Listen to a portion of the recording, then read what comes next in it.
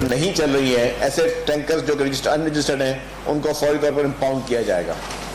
तो ये मैं बता दूं उन अफराद को जो ये कारोबार कर रहे हैं कि उनके पास कोई टाइम नहीं है, फौरी तौर पर अपने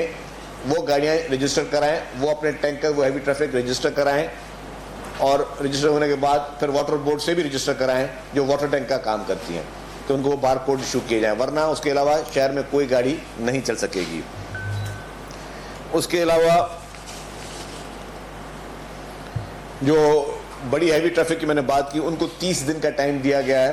कि वो अपनी गाड़ियाँ फिटनेस करवा लें। अच्छा, वो गाड़ियाँ जो कि दूसरे सूबों से आ रही हैं और उनको जो है वो अगर वो भी कोई सर्टिफिकेट दिखाएंगी तो उनके लिए भी लाजिम होगा कि वो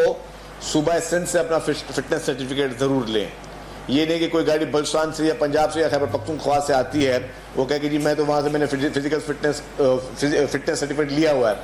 क्योंकि पंजाब गवर्नमेंट भी ऑलरेडी जो है उन्होंने भी ये लॉ रखा हुआ है कि वो पंजाब में फिटनेस सर्टिफिकेट होना लाजमी है। तो इसी तरीके से सिंध हुकूमत ने भी ये लाजिम किया है कि जो भी हैवी ट्रैफिक होगी उसको सिंध हुकूमत का फिटनेस सर्टिफिकेट होना लाजमी करार दिया गया है। तो ये एक बहुत ही इम्पॉर्टेंट है जिसको देखना है। अनरजिस्टर्ड गाड़ियों के खिलाफ एक्शन जो है हुकूमत सिंध पहले भी लिया था और हमने असम्बली से एक पास करवाया था लॉ, और वो लॉ ये कहता है कि कोई भी गाड़ी जब तक रजिस्टर्ड नहीं होगी वो शोरूम का मालिक नहीं बेच सकता। ये लॉ हमने पास करवा दिया है, आप सब लोगों को पता है, और ये हमारे दौर में ये सारी चीज़ें शुरू हुई, हमने उसको एम्फसाइज किया ताकि चीज़ों को बेहतर हो सके और गवर्नमेंट को उसका रेवेन्यू भी मिले, गवर्नमेंट को टैक्स भी मिले। और वो लॉ जो है अब वो इन फील्ड है। आज के बाद तमाम कार शोरूम मालकान या वो जो कि मैन्युफैक्चर गाड़ियां यहाँ होती हैं जिनके प्लांट्स लगे हुए हैं, बड़ी बड़ी कंपनियों के प्लांट्स लगे हुए हैं, किसी का मैं नाम नहीं ले रहा, उन तमाम गाड़ियों को ये लॉ ऑलरेडी मौजूद है और एक्साइज महकमे ने इस पर बड़ी मेहनत की है ये लॉ को पास करवाने में भी। कोई भी शोरूम से आप अगर गाड़ी खरीदने जाएंगे तो आप खरीद सकते हैं, लेकिन गाड़ी शोरूम से बाहर तब आएगी जब आप उसको रजिस्टर करवाएंगे। अगर बगैर रजिस्टर कराए कोई भी गाड़ी आई बाहर तो वो गाड़ी इंपाउंड होगी, गाड़ी सरकार जब्त करेगी और उस शोरूम मालिक जिसने वो गाड़ी बेची, जिसने आपको डिलीवरी दी कल, मतलब जो पुरानी गाड़ी है उस पर मैं बात नहीं कर रहा, अगर किसी ने आज गाड़ी खरीदी है, मतलब मैं ये बोल रहा हूँ कि ये लॉ समझे मंडे के बाद से, मंडे के बाद कोई भी गाड़ी अगर शोरूम से बिकी अनरजिस्टर्ड तो उस शोरूम को सील किया जाएगा, कार शोरूम को, और वो गाड़ी इंपाउंड होगी। तो मेरी शोरूम के मालकान से गुजारिश है कि हुकूमत का लॉ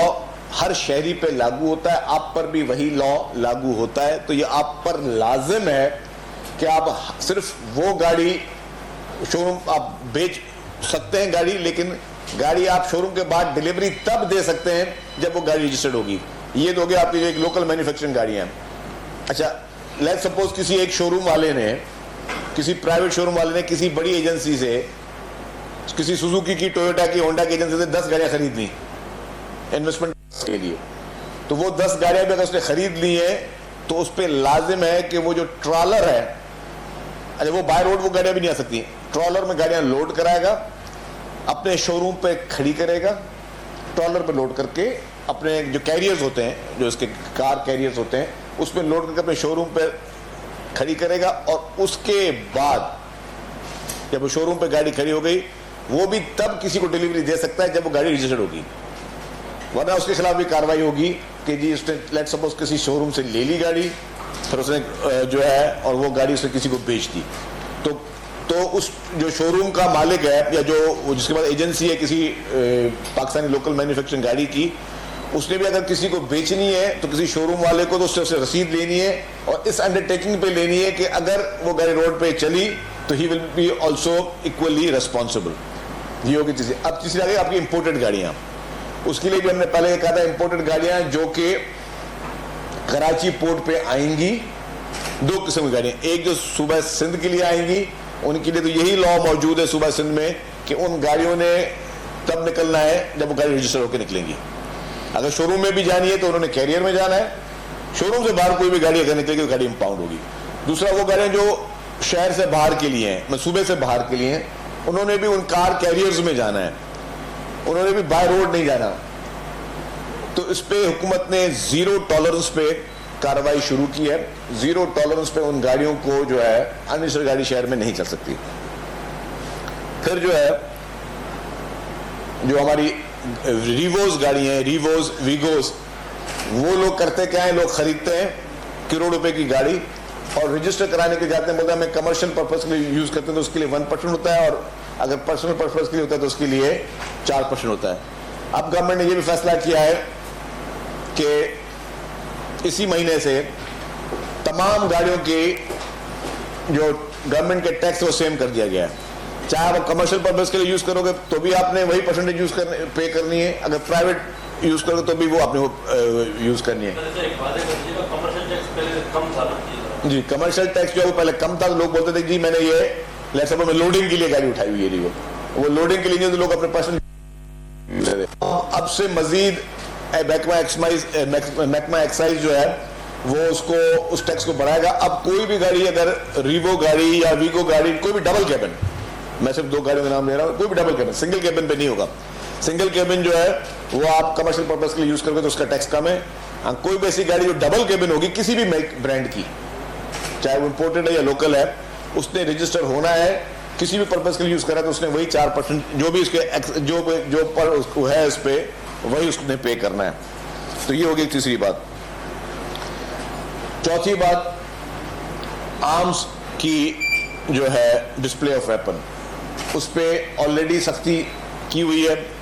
अब भी हुकूमत ने कहा है कि सिवाय पुलिस एहलकार जो यूनिफॉर्म के है, किसी भी सिक्योरिटी एजेंसी का आदमी, प्राइवेट सिक्योरिटी एजेंसी का आदमी या किसी गवर्नमेंट सिक्योरिटी एजेंसी का आदमी वेपन को डिस्प्ले करेगा तो उसके खिलाफ सख्त कानूनी कार्रवाई की जाएगी। मंडे से एक निहायती सख्त किस्म की मुहिम शुरू की जा रही है और उस मुहिम में भी